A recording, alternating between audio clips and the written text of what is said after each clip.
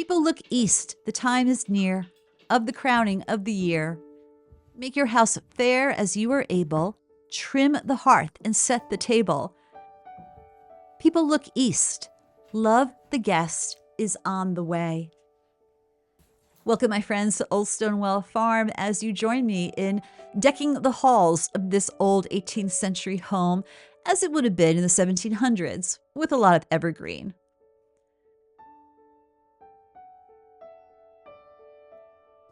When I was a child, I remembered how excited I got when my mother took out the big box of Christmas decorations, because it was a time to trip down memory lane as each ornament had a story behind it. Today, I tend to use a lot of fruit like cranberries and oranges to trim my Christmas tree.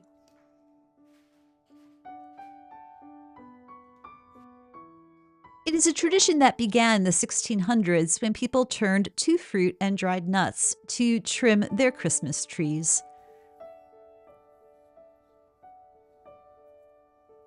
And of course, I love making clove-studded oranges, a very colonial decoration that makes the house smell so heavenly.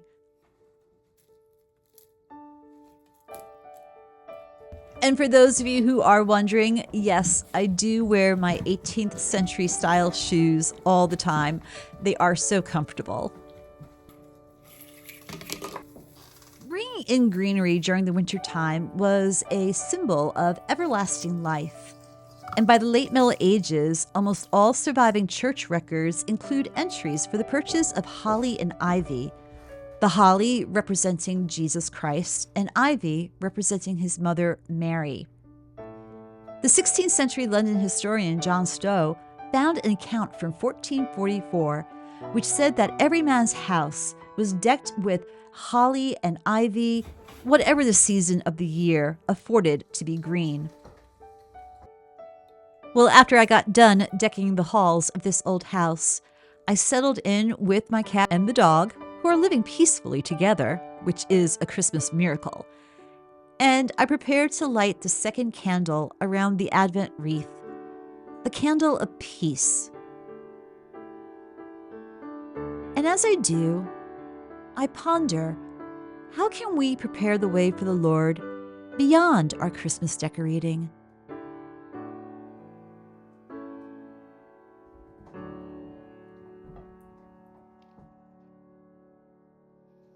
Well, welcome, my friends, to Old Stonewell Farm on the second week of Advent.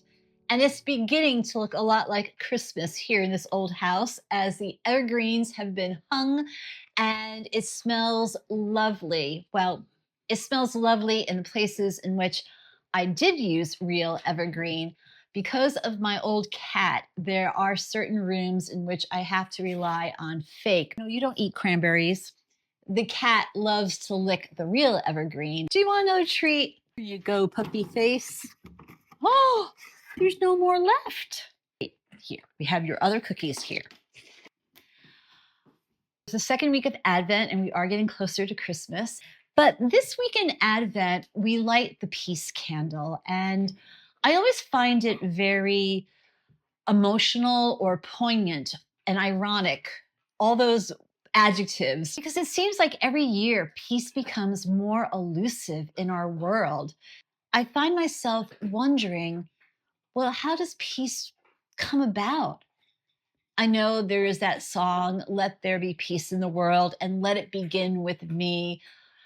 That is true. Peace begins with each one of us. And I read a quote a few years ago that said, peace is really found within, and that no outside circumstances can destroy that sense of calm, that sense of wholeness.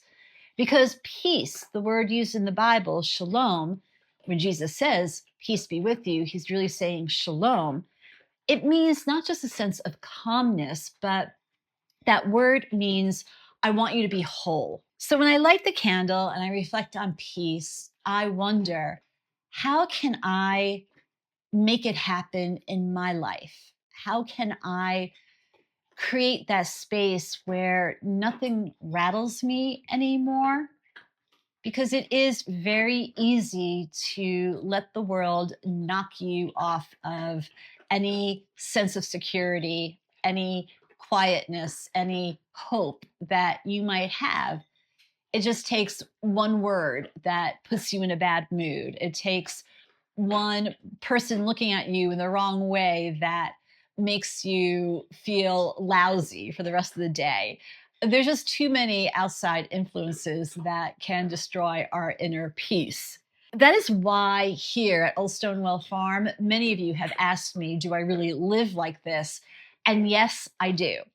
I have the luxury of being able to work from home. Being a writer and a pastor, a lot of my work is done in the house. And so I carve a space here in my little 18th century home to live the way that I want to live. I do dress like this. Of course, when I go grocery shopping, my husband always looks at me like, "You're going out like that?" And I'm like, "What's wrong with that?" It's a lot easier to dress like this and go out like this in the wintertime because then I could just throw on my winter coat and my husband can live with that. But I do try to create my own little haven. This year, I do find myself wondering how we can prepare more for the arrival of the Christ child. Prepare beyond the decorating and the hanging of the greens, the stringing of the cranberries, but really prepare our hearts so that we can perhaps in the new year be the peacemakers in this world. We can finally model for other people that no matter what storm is going on in our lives, that we can still remain true to the fact that we are being held safe and secure in God's arms. And that sense of peace then can radiate out to others who might be afraid. The second week of Advent, the Bible always brings us John the Baptist emerging from the wilderness with the message, repent, prepare the way for the Lord.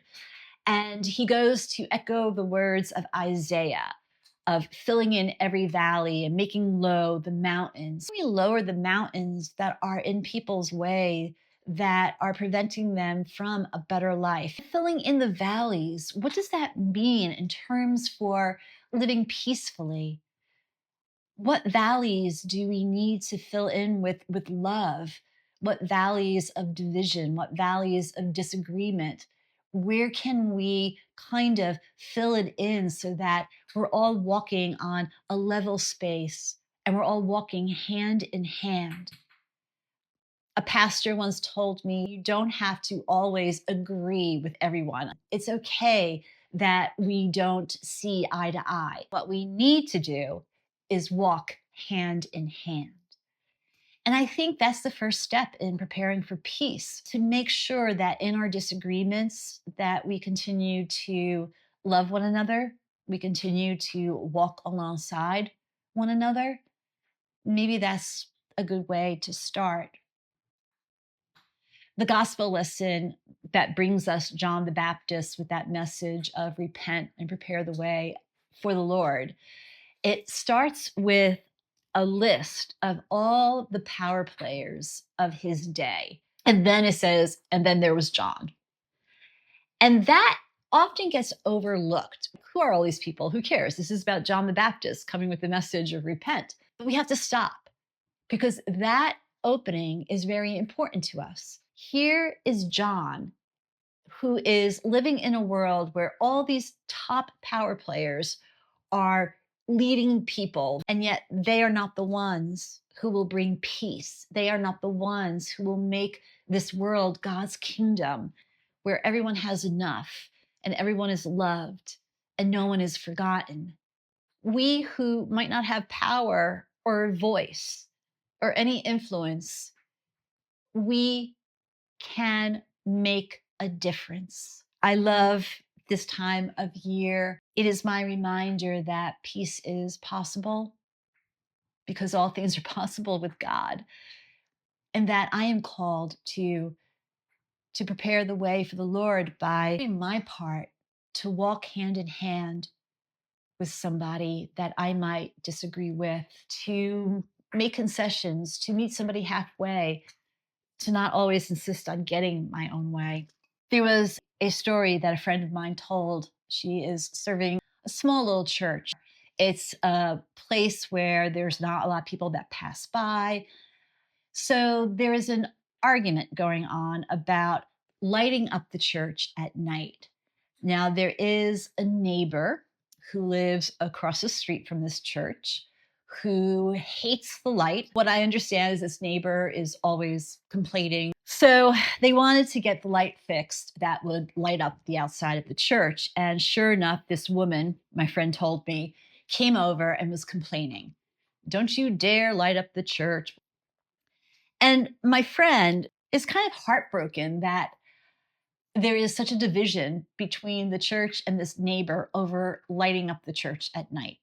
Now, again, this isn't a well trafficked area. So her thinking is, why light it up at night if no one really is going to see it? So, anyway, long story short about this light fiasco.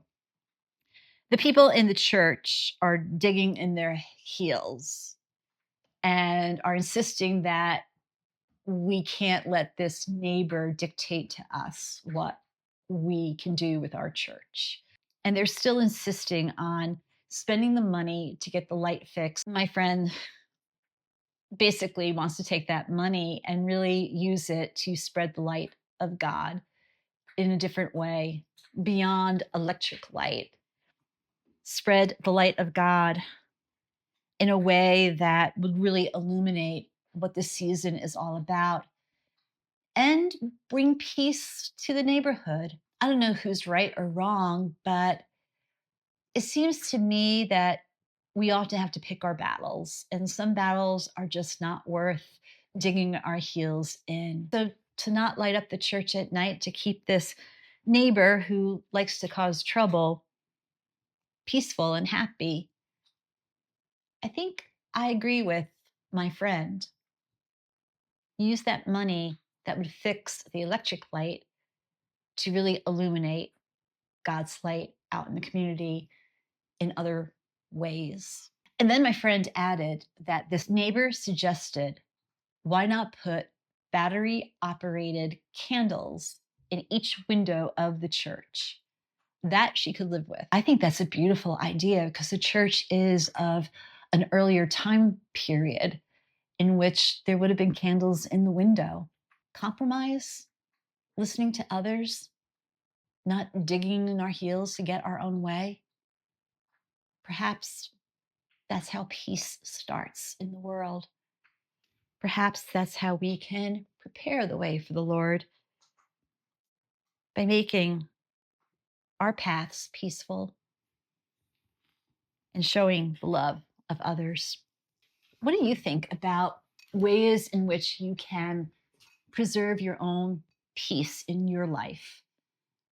Start there because peace begins inside in our heart. And when we have a place of quiet, a place that we know for certain that there is hope, where we don't stand alone in times of trouble, then what radiates beyond ourselves is this calmness, is this certainty that all will be well, all will be well.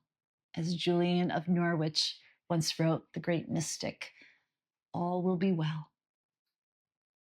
Back in 1914, during World War I, there was a legendary story about not exactly peace, but a Christmas truce. And I became familiar with this story a few years ago when my husband heard it on the radio, and it really touched him. This legendary story is about one Christmas Eve in which the troops on the Western Front all of a sudden stopped firing, that there was a peace that came over the whole area. And so you had the British and the French soldiers on one side, and you had the Germans on the other. We're not sure what is true and what's not, but some accounts have, some men wrote in their diary that this truce began with someone simply singing a Christmas carol from the trenches. And then that ignited other people to sing. And then the Germans heard the singing and they joined in. And at one point, one side would be singing in their language, and then the other side will take a verse of the Christmas carol and sing it in their language.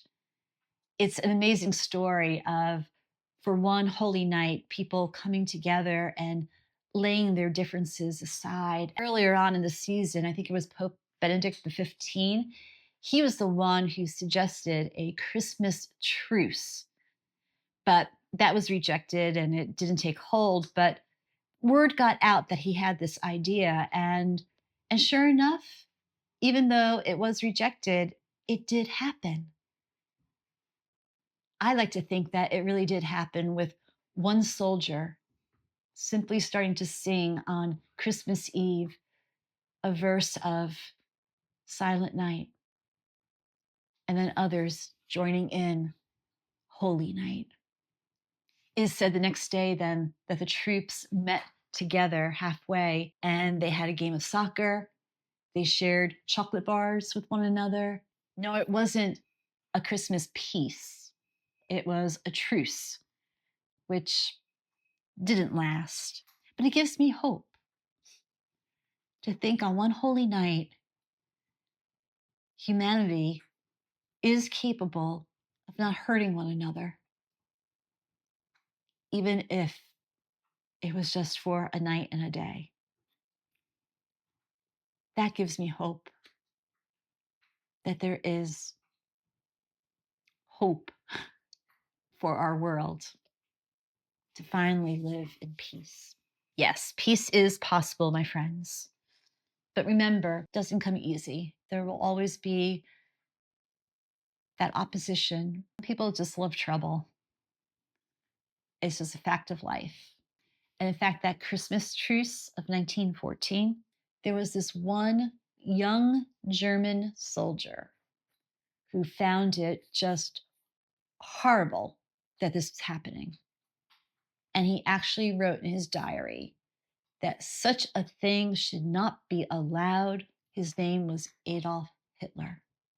Yes, I create my own little haven here in Vermont. Maybe I'm running away from the world or trying to hide from it. I think it's more that this is where I renew my faith.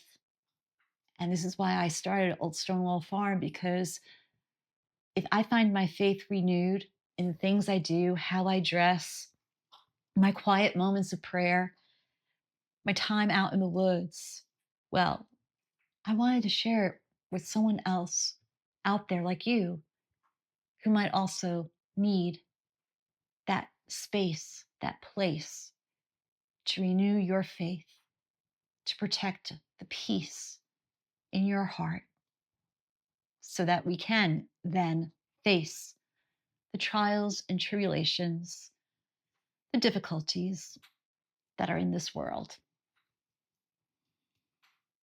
Let there be peace on earth, and let it begin with me. So, in this second week of Advent, as we prepare the way for the Lord in terms of our holiday decorating and cooking and baking and whatever it might be, remember to add, prepare the way for more peace. Prepare the way for the Lord by walking hand in hand with others. For that is how peace happens. Well, it's starting to snow here again. Talk about peaceful. I wish you were here to see it with me. I wish you were here to share a cup of hot cocoa with me. In fact, I wish you were here to help me string all these cranberries. They're a lot to do. But I'm glad that we have spent this time together. And I hope that I have given you something to ponder and to pray about. And I hope in our short time together that you have found a moment of peace. Thanks be to God.